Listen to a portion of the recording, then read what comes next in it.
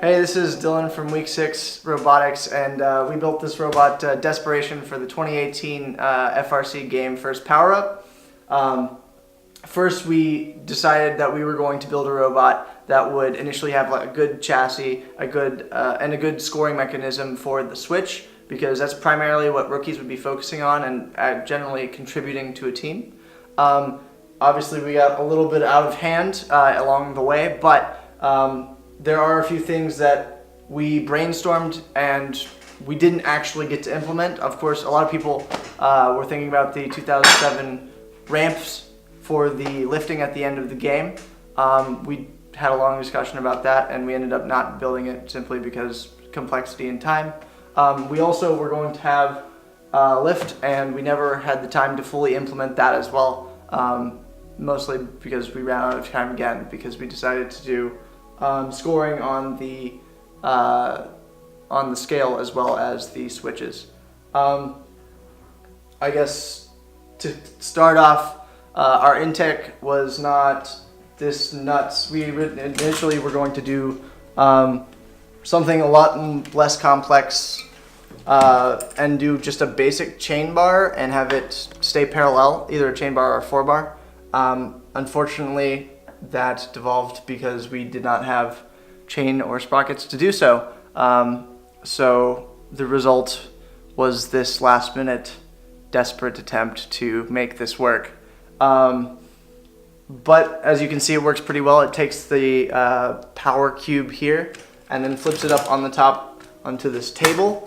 From there, we can either score off to the sides, as demonstrated by Trap, or we can pull it up with our 3-stage lift there to score it on top of the scale. So I guess now London's going to talk shortly about the chassis.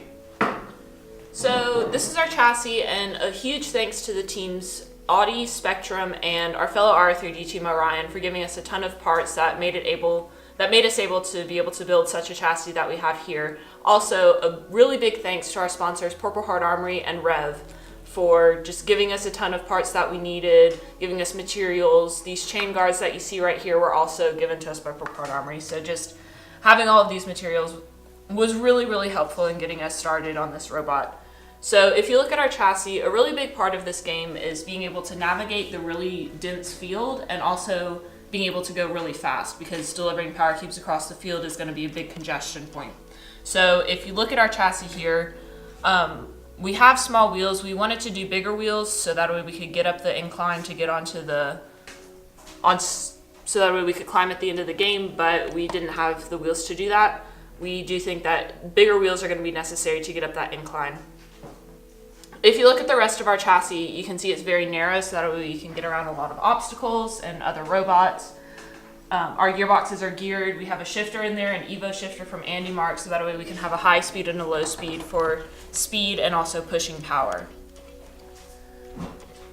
Going across the rest of our robot and then moving up a little bit, Dylan mentioned briefly about the lift here. So if you look up here with the lift, one of our biggest issues is flexing. We did some experimentation with different materials. You can see we have this angled 16th inch aluminum here, so that way we could have a bit of extra support, but we do have some issues with the power cube sitting on top. This entire mechanism flexes. So we think that teams, if they're going to want to do a similar lift to this, you're going to need to put a lot of research and effort into finding a material that won't flex on you and will give you enough rigidity to get the power cube all the way up to 6 feet that you need. We used Rev Rail to build this frame. Again, huge thanks to Rev for that. We built our multi-stage lift using the Rev Rail and the bearings to get all the way up. We wanted to put a climber on this, as Dylan said, but we just ran out of time to develop that. And also a winch down here at the bottom, because we do have some sticking issues, whether that's due to the rail and the bearings or just some tolerance issues that we haven't really figured that out yet, but I do think that this will be able to work really well for teams in the season. And now Trap is going to talk more about our scoring mechanism and our intake at the front. So talking about the path of the cube, we start with the intake down. First things off, as Dylan mentioned, we're using a chain bar here, or it's a bit of a modification on the chain bar. We wound up crossing it. Honestly, we don't entirely recommend doing this. This was just a really quick and easy way to get this motion out of the lift.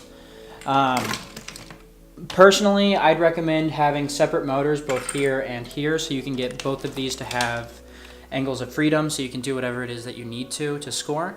Going down to the intake, right here we have 4-inch compliant wheels. They work pretty well for actually intaking, except with the exact spacing that we had issues with coming onto blocks that come at basically any type of angle other than straight on, which is a huge problem that you guys should really take a hard look at, because only being able to pick up cubes at one angle makes it really difficult to be able to play the game well. On these, we have 20-to-1 gearboxes. These actually work incredibly well for what we're doing. It's a very fast pickup. I recommend using the 20-to-1 on 775s. It's very fast, very quick. So after that, we go up. We've got pneumatics back here to bring this up, and it needs the assist of the surgical tubing. Another thing that we'd recommend doing is, if you're going to use pneumatics on your lift, using a more powerful lift. To do that, out here, this is where it gets to be a little bit complicated. We have 3 main ways that we've figured out that we can actually score with this robot.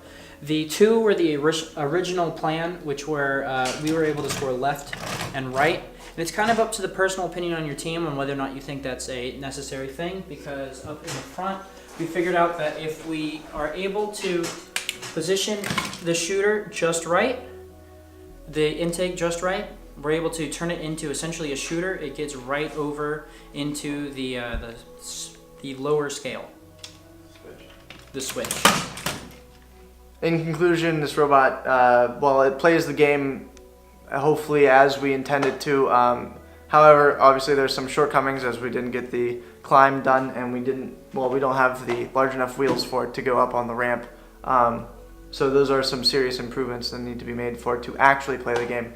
But all in all, I think it does a good job of accomplishing, I guess, a general sense of how the robot should play the game, or a different way of thinking of how to play the game with the side rollers and whatnot.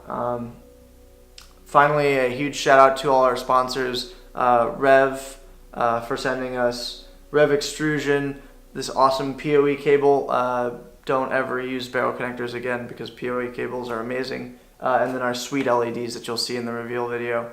As well as, in general, lots of support in previous years.